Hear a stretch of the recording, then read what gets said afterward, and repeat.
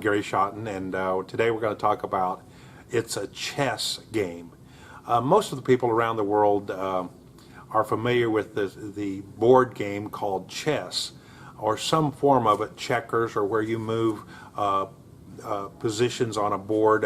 All around the world I've seen people playing games like that, and you know, a good player of a board game like a chess game has the ability to think several steps ahead of their next move. If they're just thinking one step at a time and the other person is thinking 3, 4, 5, 6, I've heard as many as 15 steps down the line. I don't know if that's possible. The real champions in chess are capable of thinking multiple steps down the line and what they would do in different situations. So owning a business is just a little bit like that. You're not, as the owner, able just to make one decision and then slowly make the next decision. You're going to be faced with thinking, where is this 3 or 4 or 5 steps past this? What would I need to do if I process this a few steps further? And so how does this next decision, this next move in business, how does it affect my future? Well, let me just give you an example. Right now, we're in a cycle and season where the business cycle is a little bit on the lower end. Well, that means business is slower. We had a layoff of a number of people, about 20% of our workforce about a year ago, and now we're starting to hire back. Well, my decision on available cash, that's a chess game. I cannot spend all, I might have cash right now in hand, but boy, I better be thinking 2 or 3 or 4 steps down the road to say, what if, and then if, and what would I do as far as my risk to reduce or eliminate my extra reserve cash? Can't do it. I'm very careful to reserve some cash. It happened in 2009. I actually had abundance of cash.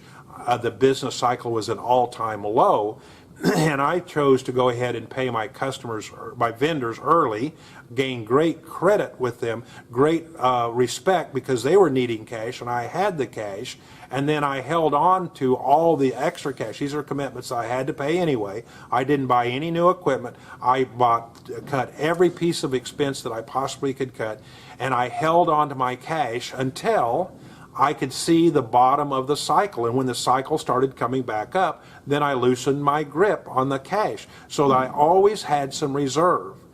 When you hire, let's say in our business right now, we do machining, we have metal parts. I had a decision to make, it's kind of that chess game, to say, you know, if we don't expand ourselves into something more than just machining, then down the road, several years from now, we could find ourselves at a huge disadvantage because our customers wanted us to do some things that were outside of just machining. In particular, we do welding now. Well, welding is a close neighbor or similar to our machining business, but it's certainly not the same. But if we hadn't taken on and learned the skill of adding a welding department, we would have lost a large book of business down the line. We did some things back when I first bought the business. We went ahead and qualified ourselves with some of the highest standards of certification in our industry. We increased our quality to the highest level we possibly could. That was a move that didn't benefit us very quickly because it didn't show up till later. So that's part of the chess game. That's part of the move. We made higher quality. We bought better equipment for measuring our parts. And over time, that was the major difference, actually several years later, that our customers had no way of complaining about the quality of parts that we sent to them, and we got business back that we lost for a while because we didn't match a price and went to another supplier. They couldn't keep the quality. We just keep honing in on quality. That's a move that we had to be conscious of making. It doesn't pay off immediately, all these. Safety. We're very, very conscious about safety. That's going to pay off. I don't care what happens. Our workers know personally that we're interested in their personal safety. Our customers know that we're interested in our employees' safety. Everything works. Those are examples of making conscious decisions of doing something now that will pay off later. We're going into a format of that's a little bit different on our computers to be sure that our workers have all the information at their fingertips to make good parts and make good decisions. So we have to invest just a little bit more in our computers, and we have to be sure that we're on the edge of that and people are able to use those computers to their highest degree. Another one, we have never skimped on our backup of our computer system.